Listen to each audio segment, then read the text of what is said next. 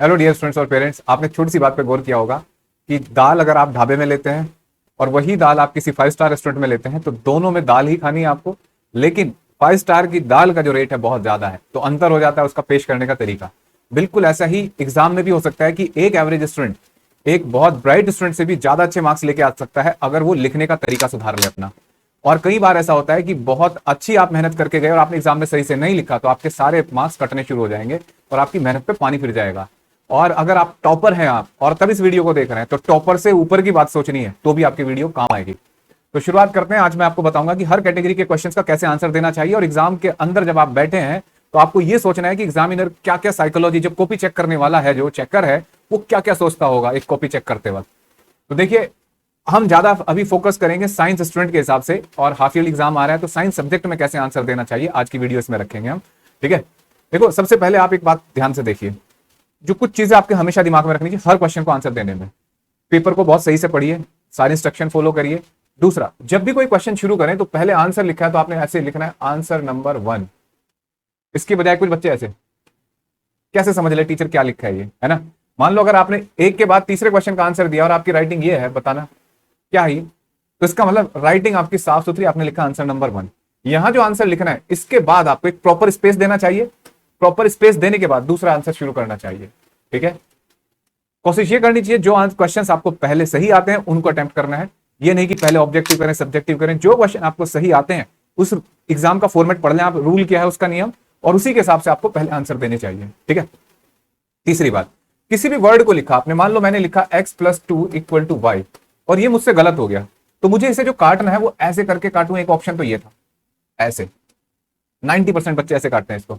और एक बच्चा है, मान लो मैंने लिखा x+2 = y, मैंने इसको ऐसे काट दिया। कौन ज्यादा बेटर लग रहा है आप बताइए जरा देख के। ये ठीक लग रहा है ना कि कट गया। अब टीचर को सीआईडी थोड़ा ही करनी कि इसके अंदर झांकेगा कि क्या लिखा था। अरे तुमसे गलती हुई, तुमने काट दिया, अगली लाइन में लिख दिया। ओवर राइटिंग, जैसे x+y = 2 था, ठीक है मान लो, और मुझे लगा नहीं यहां 5 था तो मैं इसी पे ओवर राइटिंग कर रहा हूं। इससे बेटर क्या था कि x+y = 2 था। जैसे मान लो मेरे पास तो ऑप्शन है ऐसा, x+y = 2 था और मुझे यहां ठीक करना था, मैं ओवर राइटिंग ना करके इस लाइन पे ऐसे कट मार दूं और 5+y = 2 ऐसे लिख दूं। ठीक है, ये पहले ही छोटी छोटी बातें, फिर क्वेश्चंस के आंसर सिखाऊंगा।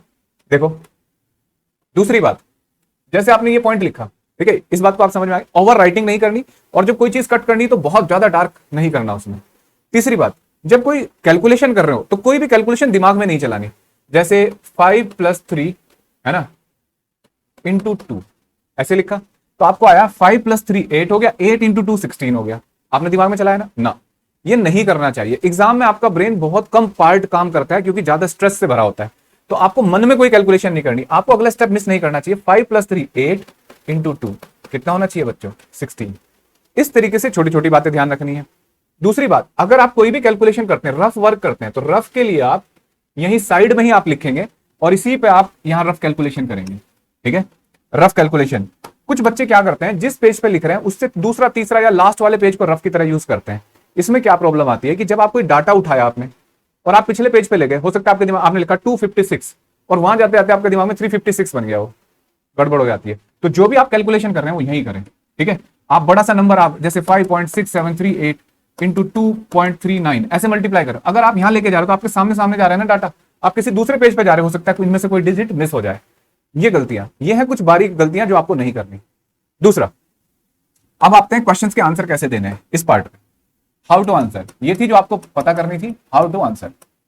देखो बेटा, जो ऑब्जेक्टिव क्वेश्चन भी आपके एग्जाम में आते हैं तो उनको तो खैर आप जैसे लिखो आपकी मर्जी। ठीक है, जो शॉर्ट आंसर होते हैं, जो 1 या 2 नंबर के होते हैं, कुछ बच्चे ऐसे सोचते हैं, ज्यादातर लोग यही कहते हैं कि पॉइंट वाइज आंसर दो। ठीक है, अगर आपको पढ़ के देख लिया आपने पहले टाइम पे पेपर की, पूरा आपको आता है तो पॉइंट वाइज आंसर दो। लेकिन अगर आपको डाउट है, आप एवरेज स्टूडेंट, आपको लगता है कि यार कुछ क्वेश्चन आते हैं कुछ नहीं आते, तो ये गलती मत करना कि सारे क्वेश्चन के जो आपको आते हैं उन्हें पॉइंट टू पॉइंट लिखो ना, क्योंकि आपकी साइकोलॉजी पकड़ लेगा पेपर वाला। आपने क्या करा, पहले क्वेश्चन जो आपको आते थे वो तो पॉइंट वाइज लिखे, जो आपको नहीं आता था वो आपने क्या किया, पैरा में लिखना शुरू कर दिया। टीचर समझ जाएगा, आपको थोड़ा स्मार्ट बनना है, वो समझ जाएगा कि इसको इस क्वेश्चन में कॉन्फिडेंस था आंसर में और इसमें आंसर में कॉन्फिडेंस नहीं था। आपको क्या करना है, जिन क्वेश्चन पे आपको आंसर बिल्कुल अच्छे से आते हैं, पॉइंट लिखने के बाद उनमें थोड़ा थोड़ा पॉइंट लिखा आपने, उसके बाद एक्सप्लेन कर दो। फॉर एग्जाम्पल, उसने पूछा था कि जैसे कोई एग्जांपल है कि in which of the following which of the wire is a good conductor, iron wire और a copper wire. Answer obviously आपका होगा कॉपर वायर। आप लिख के यहाँ अगर शॉर्ट है तो आप लिख के चल लोगे नहीं, लेकिन आप थोड़ा सा आपको पता है ना ये बात कि कॉपर में क्यों होता है, उसकी मतलब अच्छा कंडक्टर क्यों है, because it have low resistivity. तो एक लाइन लिखने में क्या जा रहा है यार, कुछ नुकसान तो नहीं होने वाला ना। अगर आपने लिख दिया तो एक तो अच्छा इंप्रेशन जाएगा कि हाँ एक तुक्का नहीं था, क्योंकि आंसर देने वाले पे दो ऑप्शन थे, या तो वो यस कॉपर लिखता है या आयरन लिखता, और आपने ये दिखा दिया कि मुझे सच पता है कि वजह क्या है कि कॉपर की रेजिस्टेंस क्यों कम होता है, मतलब कंडक्टर अच्छा क्यों है, क्योंकि उसकी रेजिस्टिविटी कम होती है। तो इसका मतलब आप एक थोड़ा सा लिख देंगे तो एक गुड इंप्रेशन भी आएगा, और आप ये दिखा पाओगे कि मुझे, मैं जरूरी नहीं कि मैं पॉइंट वाइज भी लिखूं, मुझे जो चीजें पैरा में लिखनी मैं लिख सकता हूं। तो थोड़ा यहां एक चीज ये समझो। दूसरा, अब आ जाते हैं पहले न्यूमेरिकल्स पे, क्योंकि जो न्यूमेरिकल होते हैं वो 2-3 मार्क्स में होते हैं न्यूमेरिकल्स। अब न्यूमेरिकल्स कैसे लिखने बच्चों, आपको जब भी कोई न्यूमेरिकल आए सबसे पहले आपको गिवन क्वांटिटी लिखनी है, ठीक है। जो भी गिवन क्वांटिटीज हैं, जैसे अगर मान लो मोशन इन मंडी का क्वेश्चन है 9th क्लास का 11वीं का, कहीं पे भी इनिशियल वेलोसिटी कितनी दे रखी है, एक्सेलेरेशन कितना दे रखा है, टाइम कितना दे रखा है, और फाइंड क्या करना है, जिसको फाइंड करना है उसके आगे क्वेश्चन मार्क ऐसे लिखना है। उसके बाद जो फॉर्मूला यूज करना है आपको उसको एक बॉक्स में लिखो कि ये फॉर्मूला इस्तेमाल करना है, ठीक है। इसके बाद फिर कैलकुलेशन करो। अब कैलकुलेशन में भी क्या होता है बच्चों, कुछ क्वेश्चन ऐसे होते हैं जो 2 स्टेप प्रॉब्लम होती है। अगर सिंगल स्टेप है तो आपने कैलकुलेशन सीधी कर दी। अगर 2 स्टेप प्रॉब्लम है, जैसे आपको मान लो किसी टाइम पे पोजीशन फाइंड करनी है, पहले स्टेप में आपको एक्सेलेरेशन फाइंड करना है, मतलब सीधे उसने पोजीशन पूछी और एक्सेलेरेशन नहीं दे रखा है, तो आप 2 इक्वेशन यूज करोगे। जैसे for example v equal to u plus at, मैं साइंस का एग्जांपल ले रहा हूं क्योंकि इसमें मैं कंफर्टेबल हूं, मेरा ही सब्जेक्ट है फिजिक्स का, इसलिए। और फिर मुझे पोजीशन पता करनी है ut plus half at square, और ये किसी भी सब्जेक्ट में आप फॉलो करेंगे। x equal to ut plus half at square लिख दिया, तो क्या करना है आपको, यहां सीधे वैल्यू रख के सोल्व नहीं करना है एकदम। वजह, अगर आपका यही कैलकुलेशन मिस्टेक हो गया तो आपका पहले स्टेप से ही मार्क्स आगे का तो चेक ही नहीं होगा, गलत हो गया। इसका मतलब आपको यहां क्या करना चाहिए, इस इक्वेशन से a की वैल्यू वेरिएबल्स में ही उठानी चाहिए ऐसे, और a की वैल्यू यहां रखोगे आप। जब आपने यहां रख दी वैल्यू, अब इसमें डाटा पुट करिए, अब कैलकुलेशन करिए।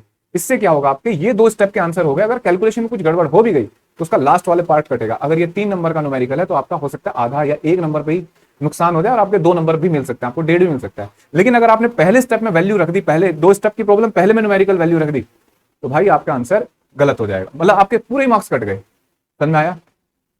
और जो कैलकुलेशन करनी है वो राइट साइड पे है, जो पेपर में इंस्ट्रक्शन है कि लेफ्ट पेज पे लिखनी है राइट पे कैलकुलेशन, वो भी देख लेना आपको। तो ये न्यूमेरिकल लिखने का तरीका। दूसरे कुछ क्वेश्चन बच्चों ऐसे होते हैं जो ग्राफ बेस्ड होते हैं, डायग्राम बेस्ड होते हैं, ठीक है, डायग्राम बेस्ड। 2-3 मार्क्स में ही ग्राफ का क्वेश्चन हुआ, तो क्या करना होता है, ग्राफ को कुछ बच्चे, देखो मैं 2 ग्राफ बना के दिखाता हूं। जैसे मान लो मुझे कहा कि एक पार्टिकल यूनिफॉर्म वेलोसिटी से चल रहा है, उसका पोजीशन टाइम ग्राफ बनाइए, तो मैंने पोजीशन टाइम ग्राफ बनाया ऐसे, पोजीशन एक्स और ये टाइम, ठीक है टी। तो यूनिफॉर्म मोशन से चल रहा था ऐसे। इसी ग्राफ को देखो, कुछ लोगों को ऐसा लगता है कि मेरी राइटिंग अच्छी नहीं है। अच्छी राइटिंग और बुरी राइटिंग से फर्क नहीं पड़ता। केयरलेस होना, केयरलेस होकर लिखना, और केयरिंग करके लिखना, बहुत सही से समझदारी से लिखना, दोनों अलग अलग चीज है। आपको राइटिंग आपकी खराब है कोई मतलब नहीं है, आप अच्छे से लिखिए, समझा। राइटिंग खराब होना और अच्छे से लिखना अलग अलग बात है। तो आप अच्छे से लिखिए, आपकी राइटिंग से फर्क नहीं पड़ता आपने क्या लिखा, बस टीचर को समझ में आना चाहिए। उसमें बदतमीजी ना हो कि आपने काट के लिख कर ओवर राइटिंग कर रखी, वो सब नहीं होना चाहिए। अब जैसे देखिए ये ग्राफ है पोजीशन टाइम ग्राफ, यहीं पे एक दूसरा बच्चा इस ग्राफ को ऐसे बनाता है।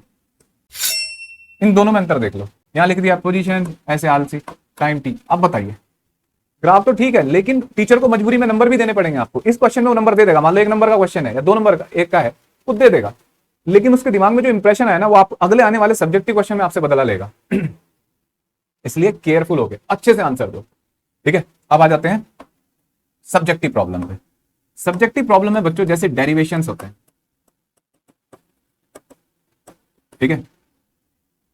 डेरिवेशंस, डेरिवेशन में ज्यादातर बच्चे, इसे 3 पार्ट में होता है बच्चों डेरिवेशन, कंसिडरेशन, डायग्राम और उसका एक्सप्लेनेशन, ठीक है। कोई भी डायग्राम है तो कोई भी डेरिवेशन का क्वेश्चन आता है, इसमें आपको क्या करना है। जैसे कंसिडरेशन की बात करते हैं तो आपने मान लो इक्वेशन ऑफ मोशन ही प्रूफ करनी थी, 9th क्लास का एग्जांपल ले लेते हैं, ठीक है। मुझे ये इक्वेशन प्रूफ करनी है, तो v equal to u plus at. जो कंपटीशन की तैयारी कर रहे होते हैं बच्चे, उनके दिमाग में केवल एक ही बात रहती है, आंसर देना है, आंसर देना है, लेकिन कैसे देना है ये बड़ी चीज होती है। तो आपको क्या करना है, इस इक्वेशन में आपने ये डिराइव करनी शुरू कर दी। अरे भाई पहले ये तो बताओ v क्या है, u क्या है, a क्या है, t क्या है। अब सर ये तो टीचर को पता होगा। अरे टीचर को तो पता ही है, वो तो तुम्हें पढ़ा रही है। लेकिन तुम्हें मार्क्स तुम्हें लेने हैं, टीचर को लेने हैं? तुम्हें मार्क्स लेने हैं, तो इसका मतलब तुम्हें सही से लिखना है। कंसिडरेशन कैसे लिखेंगे? u इज इनिशियल वेलोसिटी, आप ऐसे इक्वल का निशान लगा के भी लिख सकते हैं और ऐसे भी लिखते हैं v is initial velocity, u is initial velocity या u equal to initial velocity, v final velocity, a acceleration है, t टाइम है।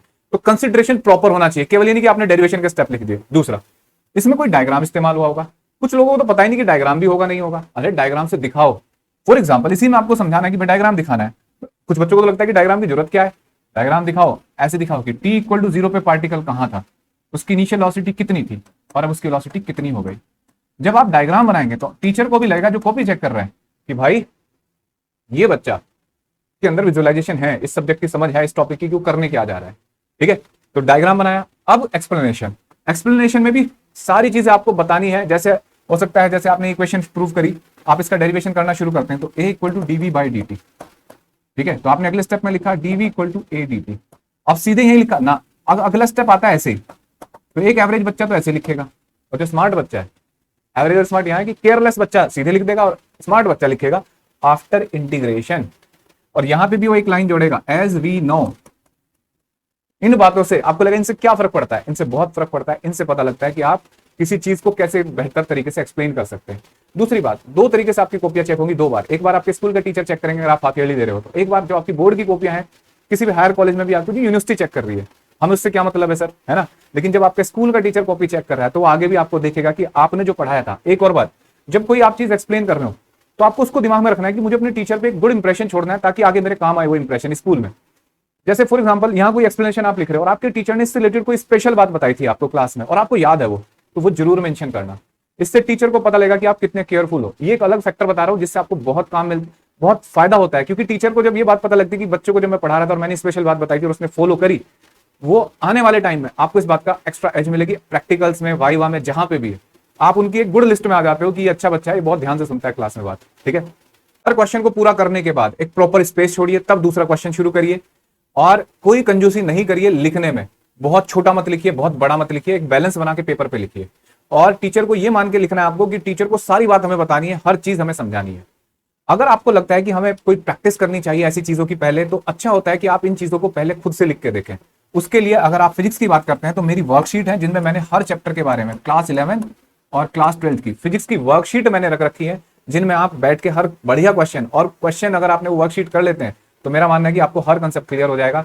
उन वर्कशीट को आप हमारे ऐप, जिनका लिंक डिस्क्रिप्शन बॉक्स में दे रखा है, मैं अपने बैचेस, परम बैचेस और तेजस बैचेस में भी उनको कराता हूं, तो उन वर्कशीट को आप कर सकते हैं, वो फ्री है, आप ज्वाइन कर सकते हैं उन्हें। ठीक है, और भी आपको कोई कोर्स या टेस्ट सीरीज से कोई रिलेटेड जानकारी चाहिए तो आप हमारे ऐप पे जाइए, और वहां जेई में, नीट, केवीपी, इन सब एंट्रेंस एग्जामिनेशन की टेस्ट सीरीज बहुत बहुत कम कीमत पे है। ठीक है, उम्मीद करता हूं आज का सेशन आपको समझ में आया होगा। अभी भी आपको कोई डाउट है तो आप लिखिए इसे कमेंट बॉक्स में, इसके बारे में पूछिए और मैं आपको जवाब दूंगा। ठीक है, थैंक यू बच्चों, wish you all the best.